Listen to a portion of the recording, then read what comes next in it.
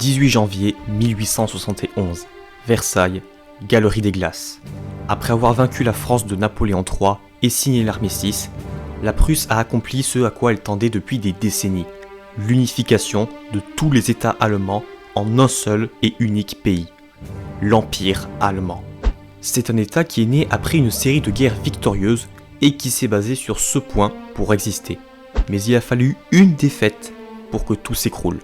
Bienvenue sur la chaîne Histoire et Histoire. Aujourd'hui, je vous raconte l'histoire du nouvel ennemi de la France de la fin du 19e siècle, qui l'a même poussé à s'allier à son adversaire héréditaire. Aujourd'hui, on parle de l'Allemagne de Bismarck et des Hohenzollern, le Deuxième Reich.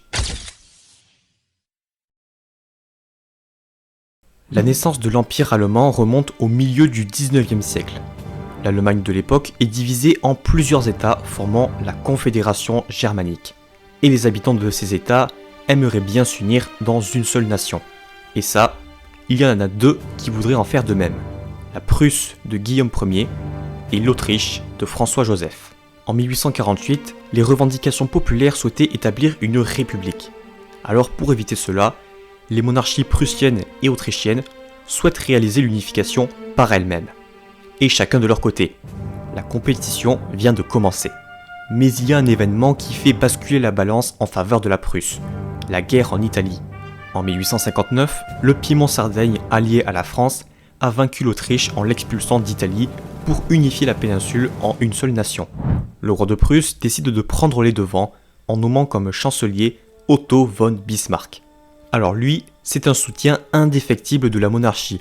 Il s'était opposé en 1848 aux revendications populaires, ce qui lui a valu d'être élu au Parlement et de devenir ambassadeur en France à partir de 1851.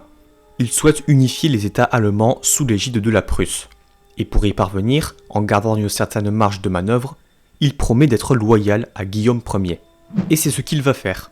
La première phase éclate avec la guerre des duchés en 1864 contre le Danemark, où la Prusse annexe les duchés de Schleswig et Holstein.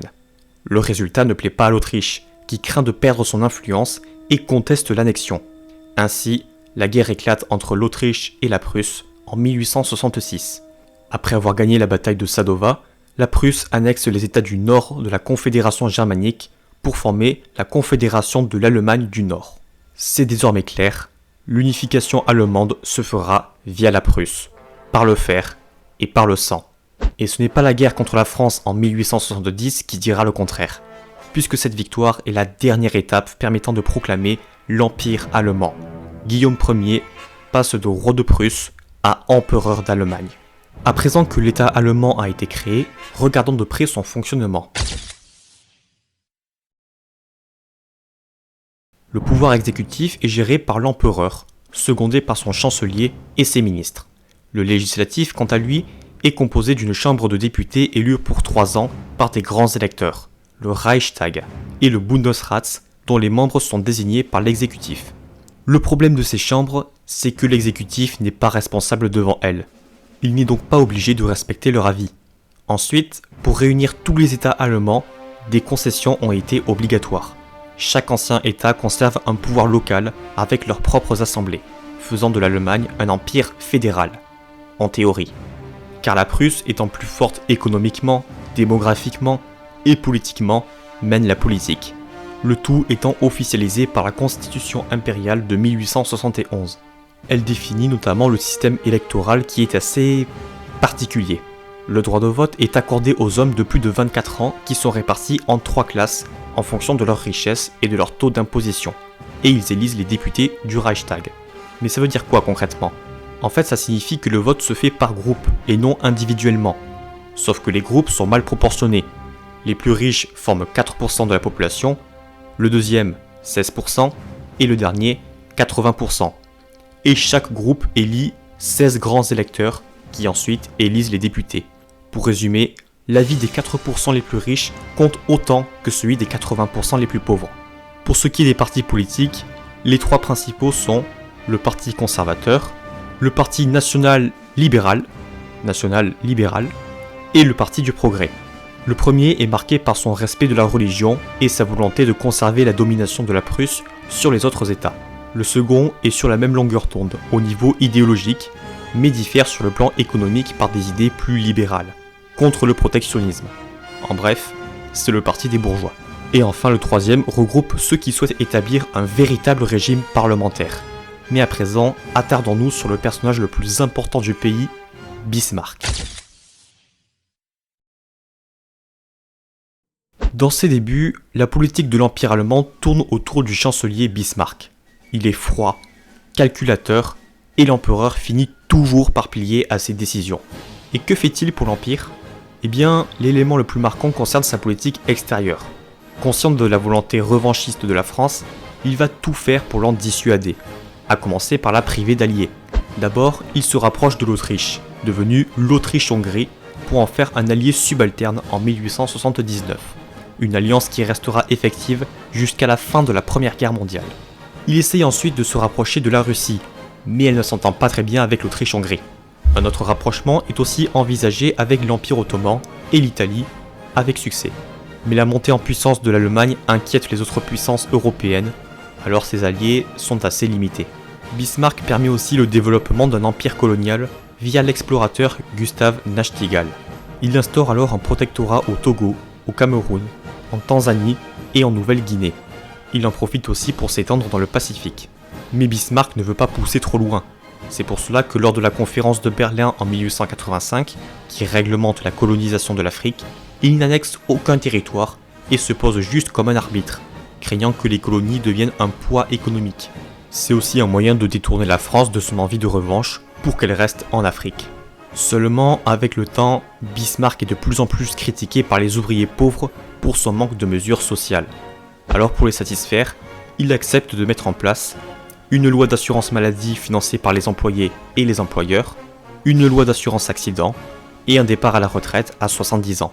Mais ça ne convient pas aux ouvriers, puisque les salaires, le travail des enfants et le temps de travail ne sont pas réglementés et sont soumis à la volonté du patron.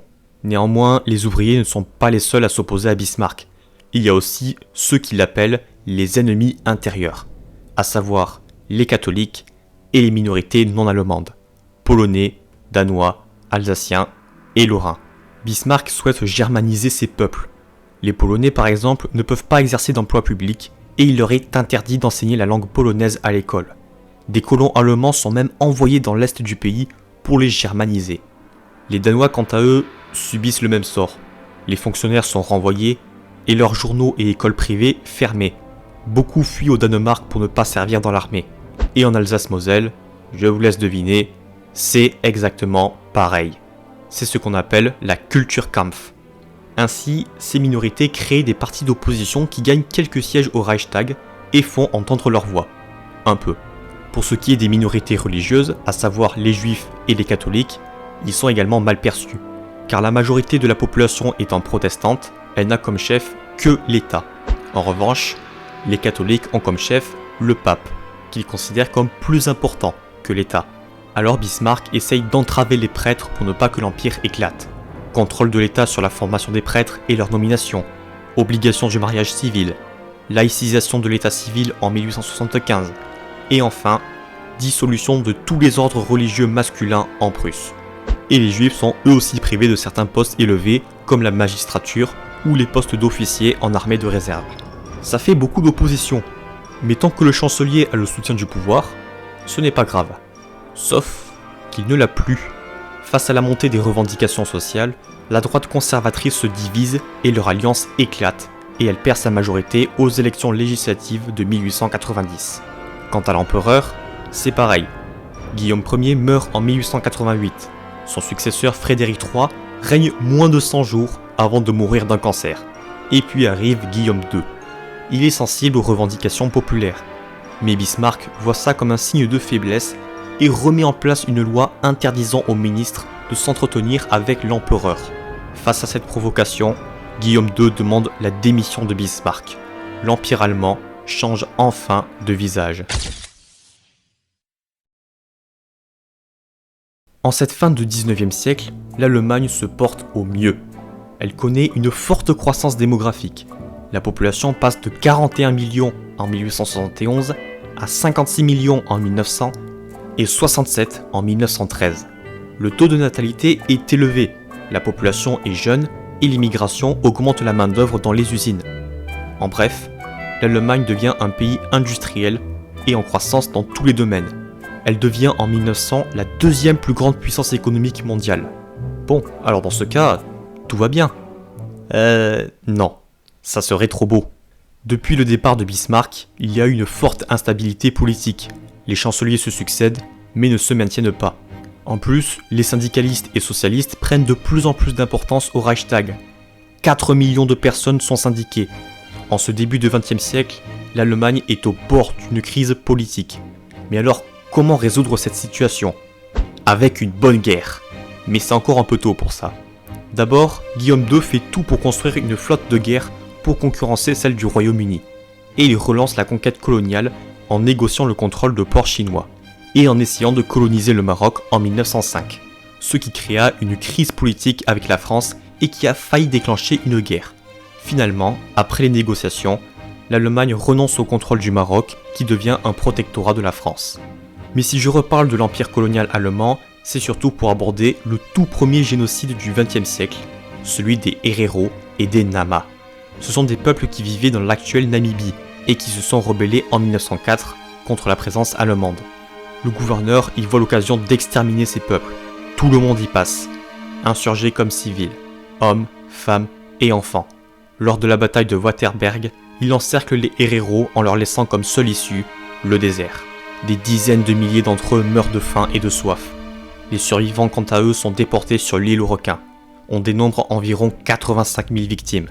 Ces massacres sont loin d'être les seuls. En Tanzanie, plus de 75 000 indigènes sont massacrés lors de la révolte Maji-Maji. Pour conclure avec l'expérience coloniale allemande, c'est un échec politique et économique, et sa situation ne va pas s'arranger avec les événements qui vont suivre. L'accumulation des tensions en Europe au début du XXe siècle pousse les grandes puissances à créer des alliances, ou à les renforcer. Dans le cas de l'Allemagne, elle s'allie avec l'Italie pour former avec l'Autriche-Hongrie la Triple Alliance, et elle noue de bonnes relations avec l'Empire ottoman et la Bulgarie. De son côté, la France s'est alliée avec l'Angleterre en plus de la Russie et la Serbie. Si un de ces pays est en guerre, les autres doivent s'engager à ses côtés. Lorsque la guerre éclate finalement en août 1914 après une série de déclarations de guerre, l'Allemagne peut appliquer son plan d'attaque préparé depuis 1905, le plan Schlieffen. C'est un plan qui vise à vaincre rapidement la France en passant par la Belgique pour ensuite retourner ses forces vers la Russie qui serait plus dur à battre. C'est aussi l'occasion pour le pays de terminer son unification de tous les peuples germaniques. Belges, luxembourgeois, néerlandais, lituaniens, et qui sait, peut-être même les régions germanophones de l'Autriche. Mais revenons à la guerre. Sur le front ouest, l'invasion de la Belgique et de la France commence bien. Mais les armées sont repoussées un peu plus au nord après la bataille de la Marne. Avec l'intervention des Britanniques et la résistance de ce qui reste de l'armée belge, le front se fige à l'automne 1914. Sur le front est, l'armée russe a lancé l'offensive sur la Prusse orientale et l'Autriche qui a eu lieu à la surprise des Allemands, qui se retrouvent obligés de diviser leurs forces sur deux fronts. Ainsi, le plan Schlieffen est un échec et la guerre s'enlise. Même si les Russes sont repoussés de Prusse après les batailles de Tannenberg et de la Mazurie, le conflit est parti pour durer. De nombreuses offensives meurtrières sont lancées en 1915 et 1916 pour user l'ennemi, tuer le plus de soldats possible pour le contraindre à la paix. Mais à chaque fois, l'adversaire résiste. Et c'est pareil dans le camp d'en face. Mais il y a un problème supplémentaire qui s'ajoute. Les Britanniques ont organisé un blocus maritime sur l'Empire. Dans la nuit du 31 mai au 1er juin 1916, la bataille de Jutland empêche la flotte allemande de sortir. Les conséquences se font surtout sentir auprès de la population. Les denrées tropicales et alimentaires commencent à manquer, et ce qui reste est envoyé au front. L'absence de victoire renforce les oppositions pacifistes, et les grèves se multiplient. L'Allemagne devient une cocotte minute prête à imploser si rien n'est fait. Il faut une victoire, ou l'Empire s'effondrera. Et en 1917, l'armée allemande est sur le point de réussir. La Russie plonge dans la révolution et la guerre civile. L'Allemagne perce le front Est en occupant de nombreux territoires. Et en mer, malgré le blocus, les sous-marins allemands coulent tous les navires qui se dirigent vers l'Angleterre. La Russie ayant signé un armistice en mars 1918, c'est l'occasion ou jamais d'en finir avec la France. Alors dès le printemps, de grandes offensives sont lancées sur le front ouest. Cependant, plusieurs problèmes se posent. Déjà, l'occupation des territoires polonais et baltes n'a pas permis de ramener suffisamment de troupes en France. Ensuite, la guerre sous-marine a encouragé les États-Unis à rentrer en guerre contre l'Allemagne. Et pour finir, les troupes de l'entente ont résisté aux offensives. Encore. Mais le coup de grâce arrive lors des derniers mois de la guerre. Les armées franco-anglo-américaines lancent une contre-offensive et les alliés de l'Allemagne tombent un à un. La Bulgarie en septembre, l'Empire ottoman en octobre et l'Autriche en novembre. L'état-major allemand, dirigé par les généraux Ludendorff et Hindenburg, ne peuvent plus cacher la vérité. La guerre est perdue. Mais demander l'armistice serait déshonorant. Alors, que faire? Eh bien cette question, ce n'est pas eux qui vont y répondre. Le 29 octobre 1918, à Kiel, les marins se mutinent et refusent d'appareiller. Soutenus par les sociodémocrates, la mutinerie se transforme en révolution qui s'étend dans tout le pays. Que veulent les révolutionnaires? La fin de la guerre et l'abdication de Guillaume II, ce qu'ils obtiennent le 9 novembre pour proclamer une république soumise à un véritable régime parlementaire. Étant complètement abandonné par l'armée, Guillaume II n'a plus aucun soutien et s'exile aux Pays-Bas. 2 jours plus tard, l'armistice est signé. Il faut maintenant signer le traité de paix. Celui-ci est négocié et signé à Versailles le 28 juin 1919 par les principaux vainqueurs de l'Allemagne. Le problème, c'est que l'Allemagne en question n'a pas été conviée aux négociations, seulement pour faire des observations. Et ce traité lui impose des punitions assez rudes.